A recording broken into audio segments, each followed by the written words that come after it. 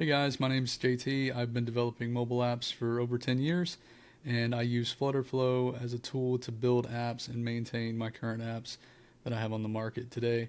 And I want to show you how to build a quick and easy quiz app using local data. That's right, no database at all.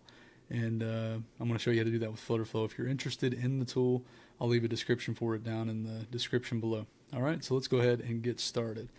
So when you open FlutterFlow for the first time and you create a new project, this is what you're going to see. And if you want to use some templates that are available, you can type in quiz and you can see that there are some free and paid options. But for this one, I think we're just going to start from scratch. Okay, so I'm going to call this test quiz app.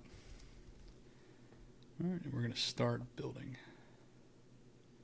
So here we are. We are at the main, UI builder screen here. There's just a couple things I like to do. So if you go up here and click on this canvas settings button up here and go down here to display device bezel, I like turning that on so I can see what it looks like on the device. Okay, just a preference there. So if you like that, feel free to do that. And you can also click on the phone and change any device that you want. I like the iPhone 14 Pro. And we'll zoom into 100%. So that's just kind of my preferences. Do with that what you will. All right, so in the column, I'm going to go to column by clicking it. I'm going to click this plus button, and I'm going to add list view because I'm envisioning a list of chapters. Okay, and then the user will click that, whatever chapter, and it'll open a page with flashcards with question answer kind of thing. That's what I'm thinking we're going to build out today. All right, so now that I've added the list view, I'm going to expand it over on the right-hand side. Click this guy. That'll just expand it vertically. And then inside list view, I'm going to add a list tile. So we'll click on that guy. All right, so this is basic idea here. And they click on it, and it takes them to another page. Let's go ahead and throw that page in there real quick. So I'm going to do a plus button up here, and we're just going to do a blank page. We'll call this flashcard page. Like that. All right, so now we have home page, flashcard page. I'm going to click and drag that into the pages folder just for consistency there. Okay, so home page, we're going to go on this list tile. I'm going to set up that action and add action, navigate to flashcards page. All right, so we just got that basic kind of navigation set up there. Super simple so far. And what I like to do, I'm going to go ahead and get that building in the background, and we'll come back, and that way we can kind of baby step our way through this. Because what I find, if you do try to make a lot of changes, you end up getting an error, then you have to go back and you've got 30 minutes worth of work or an hour worth of work, and it's hard to pinpoint where you went wrong. So try to do as small incremental changes as possible. Pro tip. All right, so what do we want to do? So we go to the flashcards page, and we're going to have a list of flashcards.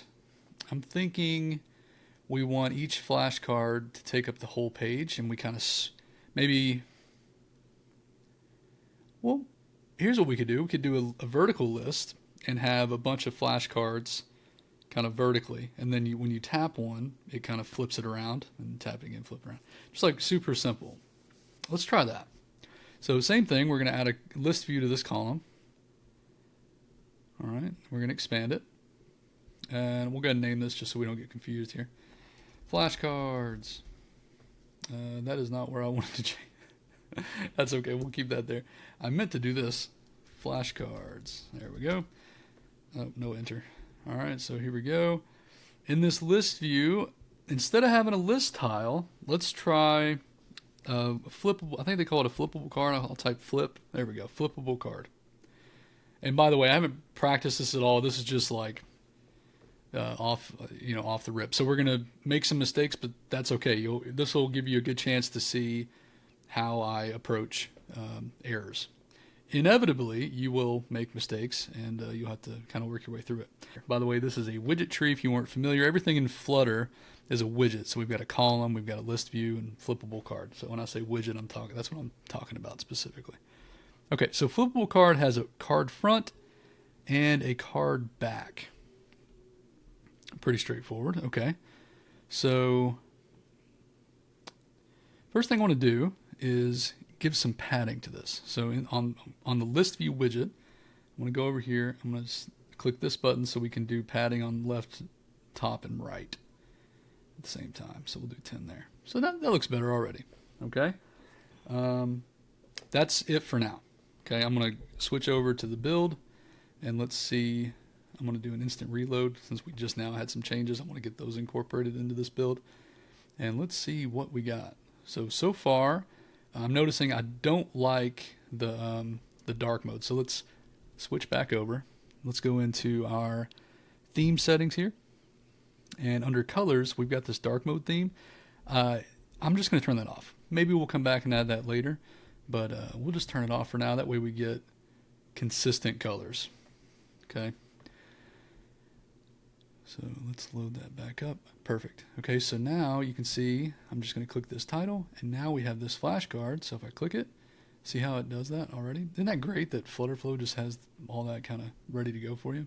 So really all we have to do now, looks like we need a back arrow to go back, so we don't have to swipe, and some other little things here and there. And then all we have to do is load in the data, and we're good to go.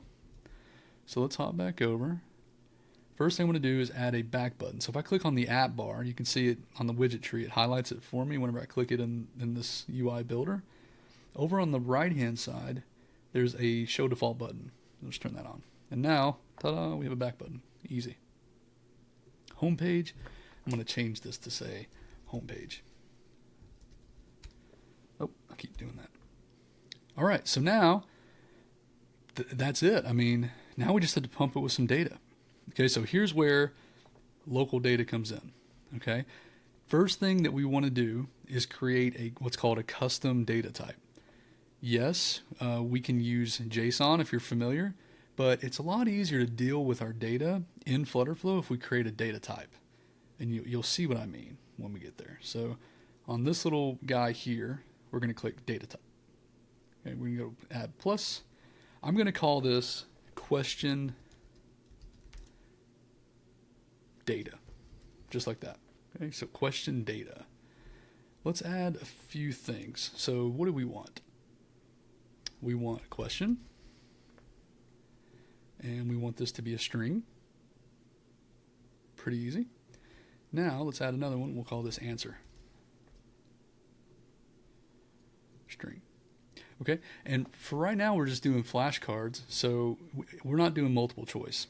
In the future, if we want to add to this, maybe we'll have answers, and we'll have like an ABC, multiple choice kind of thing. But for now, question, answer. Oh, we definitely need a chapter, so let's throw that in there. And you'll see what we're doing here in just a minute. If you're confused, you'll see this will come together in just a little bit. All right, so our question data, data type right now has a question, answer, and a chapter. And that's probably okay. In the future, we may want to add an ID, maybe even add a tags list, so we can start grouping questions together based on a tag. Just an idea.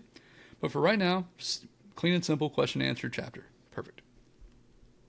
Now the fun part. So let's hop into our custom code. Don't get scared. We're not going to write that much code, I promise. Let's go create a function. And keep in mind, FlutterFlow is kind of finicky with functions. You kind of have to do things in order. So you give the function a name, you give the return value, you give the arguments, and then you go in and start tweaking the code. Trust me, when you go out of order, it gets really weird. Those of you that know, you know. All right.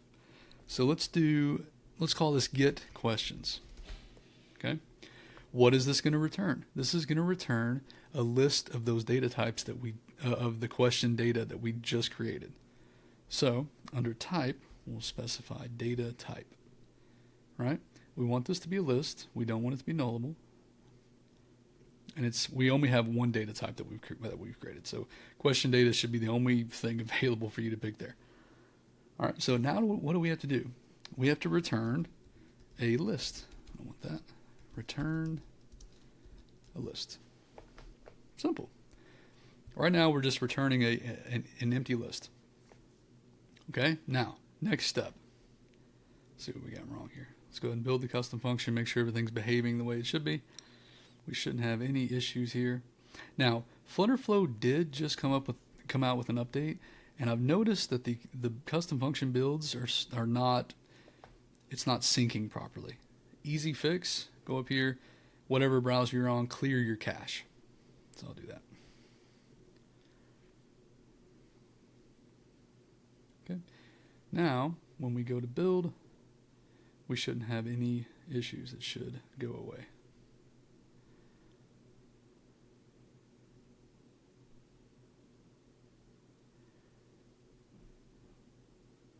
Well, it's taking a little bit longer than usual. There we go.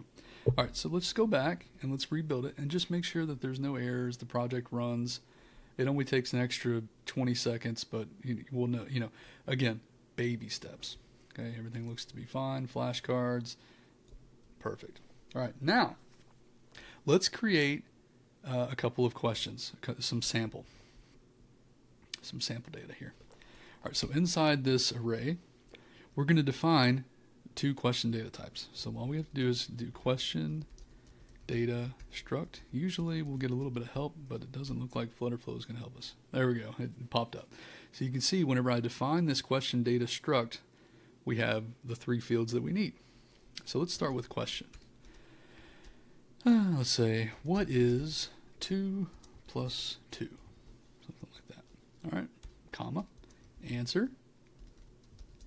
Well, we know the answer is 4. And this chapter is going to be, oh, that was not supposed to be in quotes. I'll fix that. This is going to be chapter math. Sound good? Okay. Now, let's do that. A little shortcut. We'll just duplicate that line. And this time, let's do history. Okay? And let's do who, or let's see. When was America founded? Okay? And hopefully the answer to that is 1776. I'm going to confirm. When was America founded? I'm going to feel really dumb if this is wrong. Okay, good. 1776. Perfect. Okay, so we just have two questions here. One is a math-related question, one is history. Okay? Now, let's go ahead and save that. Okay, and we're just going to build that function. Again, it might be a little weird about it. So FlutterFlow comes out with updates all the time. And sometimes you have these weird little finicky things that you just have to navigate through. All right, that actually built just fine. So now let's go back to our homepage and we're going to set up this list to be dynamic based on that data that we just created. All right, so list view is now, when I click on list view, I can now go over to dynamic children. And I'm going to set the value to be that function. So if you scroll down, you can see custom functions, and lo and behold, get questions. Confirm. Now we have to give a variable name to the individual question. Right. So I'm just going to call it question. Makes sense to me. All right. So let's save it. Now it's just telling us it's going to generate a dynamic list. Ta-da. All right. So we're going to do a couple things, and then we'll go back to the build, make sure everything's working as expected. So list tile. Now we have access to the individual question. So if I go in here on the right hand side for the list tile, I can change this text by clicking this little, looks like a filter icon almost. And we're going to select question item. That again, that is the item from the dynamic children. And we're going to select data structure field. Now you remember we have question, answer, or chapter. In this case, we want the chapter. Bam. Okay. And then we'll leave the subtitle empty. We don't need to put anything in there currently. So that looks good to me. Let's go back and do an instant reload. Let's see what chapters we have. Perfect. Okay. But now when we click on math, we're presented with the same old data, right? We click on history, same old thing. So how do we change that? Good question. All right. So let's go, and what we'll do is select flashcard page, and we want to pass data to this page, right? So we can do this one of two ways. Let's think this through. Again, I'm doing this for the first time. So if we click on math, we want to see all of the math questions, right? So let's do that. Let's define a page parameter in the top right, and we're going to call this chapter. And we're going to pass in a string defining that chapter. Okay, so let's go back to homepage and click on the list tile. And for actions, you'll now see when we go to flashcard page, it wants us to pass an argument or parameter. So we click that, and you can see chapter. Well, easy. We're just going to pass in the question item, data structure field, chapter. Confirm. All right, so let's go. We've made some pretty good progress so far. So let's go and do an instant reload. And we're going to use our debug panel here, okay? Because it'll show us what we pass. So if I collapse all, okay, we're going to go click on math. Now you can see there's this page parameters for this flashcards page. Chapter is math. Okay, so let's go back and we'll do history. Now you can see the chapter's history. We're getting closer. Okay, so now we need to go back and we need to update that function to say, hey, if you don't pass anything, so first let me back up. So the function, we need to add a parameter where the user can pass in a chapter, and then we send back questions that are from that chapter. Otherwise, just send it, just send back all the questions. Okay. Now we're going to get ChatGPT to help us out. So check this out. Let's go here. Get questions. I'm going to take this. I'm going to copy the whole function, and I'm going to go to ChatGPT. Okay. Now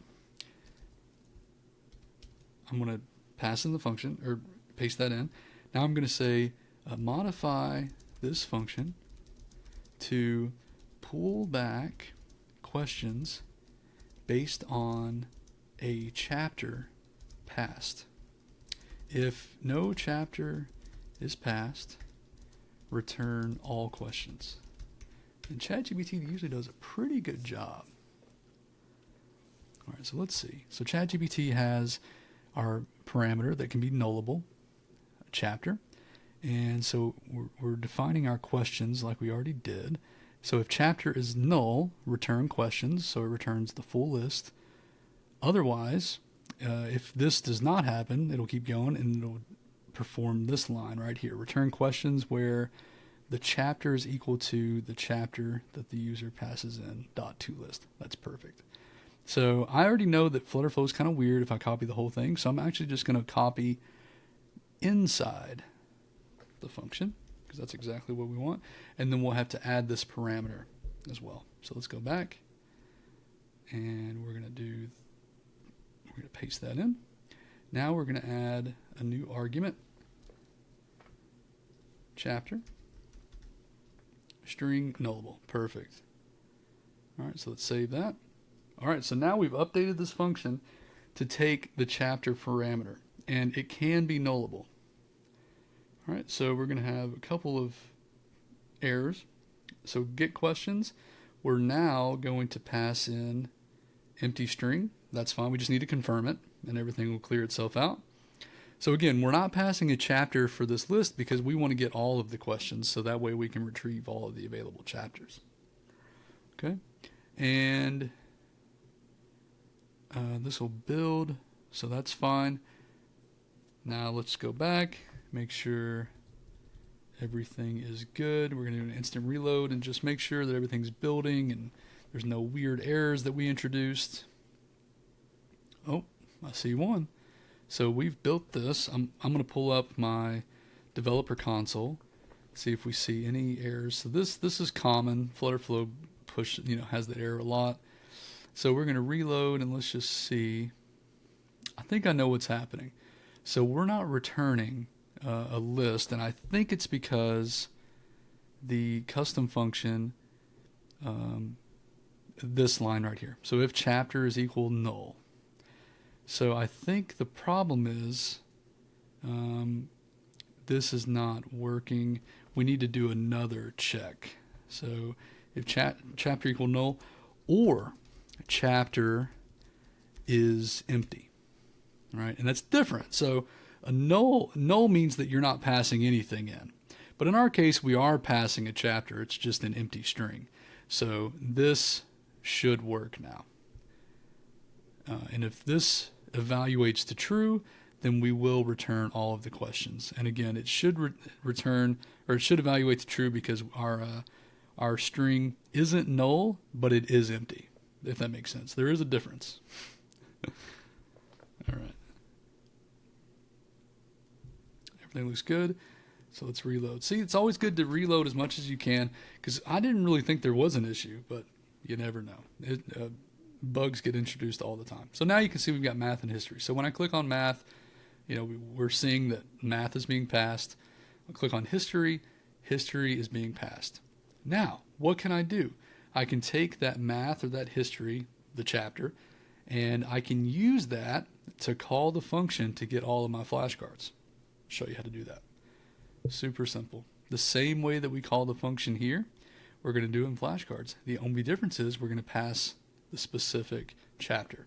So we only get back questions pertaining to that. All right, so I'm going to click on list view here.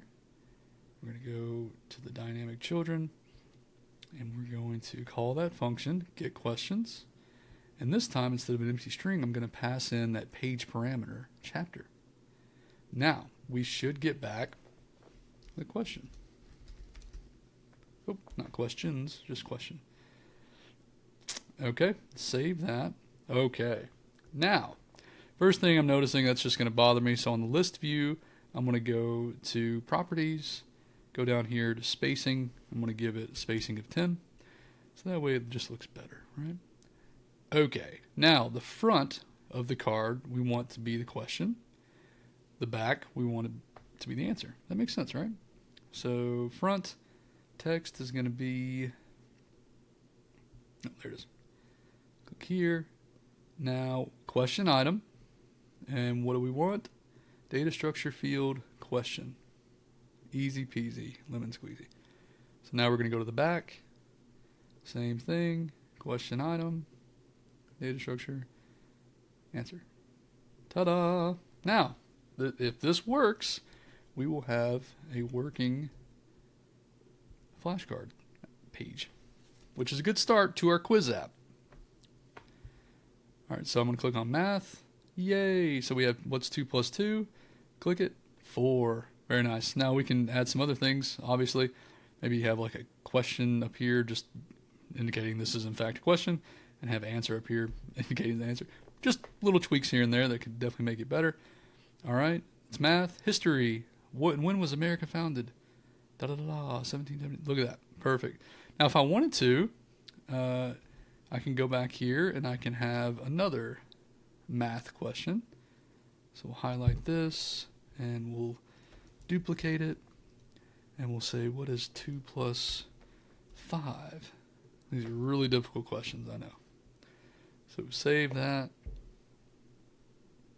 build that out, go back, see if it catches it on this reload. We may have to reload again, but let's find out if it's quick enough for us.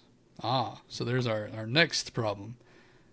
So now when we click, now you'll notice we have math twice. And that makes sense because we have 2 math entries. Okay? We'll fix that in just a minute. But really what I want to see is if we're going to have 2 flashcards. We should. Yay. So we have what's 2 plus 2? 4. What's 2 plus 5? 7. Now, last thing, and we'll probably call it quits to this video. Let's get rid of that duplicate math. It's really easy. So we'll go back to the builder, home page, and now when we build out these dynamic children, all we have to do is go under available options, unique list items, and we want to be unique based on the item and list, data structure field, chapter. Essentially, we just want to unique the chapters. That's all we're doing there. Confirm, save. Now when I go back, instant reload. Dun, da, da, da. There you have it. So now we have math still working, history still working.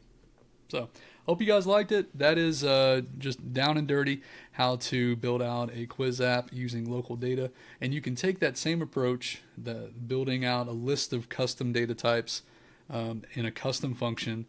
You can take that and put that into any app you can think of. To-do list, budgeting app, whatever. You can have all that data stored and shipped with your app. So keep in mind, this is really good for apps where the data doesn't change a lot, right? If you're having apps where the data is going to change all the time, or you need user accounts, or you need to share, that's going to be database type stuff. This really is just for those specific apps where you don't want the user to have to create an account. You don't want them to have to be online all the time. So really good use cases if you think your users are going to be offline a lot. This is perfect for that. So you can have all that data on the device. Keep in mind, you will not be able to sync that data across devices. So I think that's probably implied, but just in case you weren't aware, this is not going to be a good method for you if you need to sync data across devices. So keep that in mind. Anyway, I hope you guys enjoyed this video. If you want to see more, let me know down in the comments. And if you subscribe to the channel, you'll get notified of whenever I upload the next video. So cool. Thanks for being here, guys. We'll see you in the next one. Bye.